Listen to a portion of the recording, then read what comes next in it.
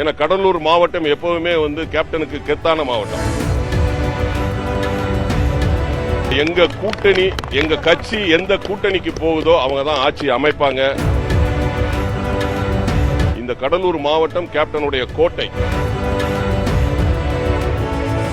தேமுதிக நிறுவன தலைவர் விஜயகாந்த் மறைவுக்கு பிறகு அக்கட்சியின் மாநில மாநாடு கடலூர் மாவட்டம் பக்கத்தில் உள்ள கிராமத்தில், அதாவது மக்கள் உரிமை மீட்பு மாநாடு 2.0 இன்று நடைபெறுகிறது. இந்த சூழலில் கட்சியின் செய்தி தொடர்பாளர் மீசை ராஜன் இருக்கிறார், அவருடன் பேசலாம். சார் வணக்கம்.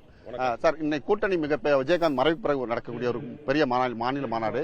ஏற்கனவே மதுரையில் வந்து மாநாடு நடத்தும் போது மிகப்பெரிய சாதனை படைச்சது, கிண்ண சாதனை படைச்சது. இந்த மாநாடு எப்படி நினைக்கிறீங்க?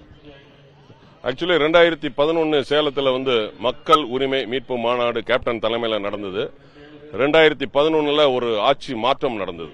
அதன் முன்பு வந்து பாத்தீங்கன்னா 2006 8.33% ஓட்டு வாங்கி எந்த கட்சியுமே மெஜாரிட்டி கிடையாது. கிட்டத்தட்ட தமிழ்நாட்டில் 54 ஆண்டுகளுக்கு பிறகு, 54 இயர்ஸுக்கு பிறகு ஒரு கூட்டணி எல்லாம் சேர்ந்து ஆட்சி அமைச்சது கேப்டனால தான். அப்போ ஒரு மாற்றம் வந்தது. இப்போ இந்த 26 இந்த மக்கள் உரிமை மீட்பு மாநாடு 2.0 கடலூர்ல ஒரு மாற்றத்தை நிச்சயமாக உருவாக்கும். ஏன்னு கேட்டீங்கன்னா, எங்க கூட்டணி, எங்க கட்சி எந்த கூட்டணிக்கு போகுதோ அவங்க தான் ஆட்சி அமைப்பாங்க. ஏன்னா கடலூர் மாவட்டம் எப்பவுமே வந்து கேப்டனுக்கு கெத்தான மாவட்டம். ஏன்னா முதல்ல வந்து சட்டமன்ற உறுப்பினராக அவர் போனதே வந்து இந்த மாவட்டத்திலிருந்து தான். இந்த கடலூர் மாவட்டம் கேப்டனுடைய கோட்டை.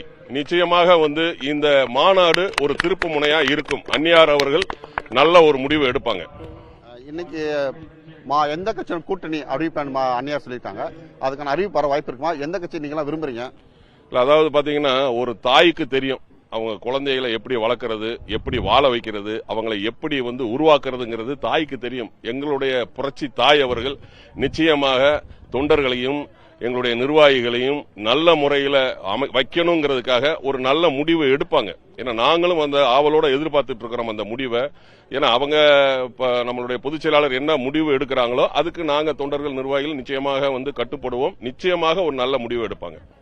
காஞ்சிபுரத்தில் நடைபெற்ற அந்த அரசியல் திருப்பணி மாநாட்டில் வந்து விஜயகாந்த் பேசும்போது நான் கிங்கா இருக்கமா கிங் மேக்கர்மா அப்படி கேட்டாரு. இந்த மாநாட்டில் என்ன சொல்லுவாங்க? கட்சியின் பொதுச் செயலாளர் என்ன சொல்ல இருப்பாங்க?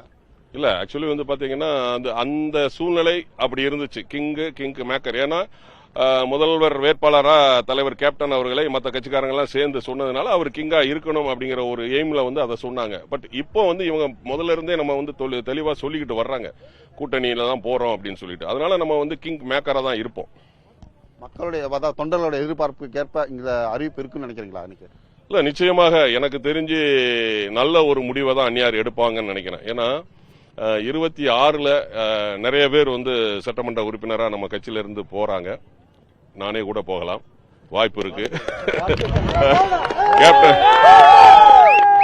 கேப்டனுடைய ஆன்மாவும் ஆண்டவனும் என்ன நினைக்கிறாங்கன்னா, அரசியலையும் சினிமாவிலையும் அப்படி ஒரு நிமிஷத்துல எது வேணாலும் நடக்கலாம். அதனால வந்து நிறைய பேர் வந்து நாங்க வந்து எதிர்பார்ப்புல இருக்கும். நிச்சயமாக அந்நியார் அவர்கள் ஒரு நல்ல முடிவு எடுப்பாங்க. நன்றி, வணக்கம்.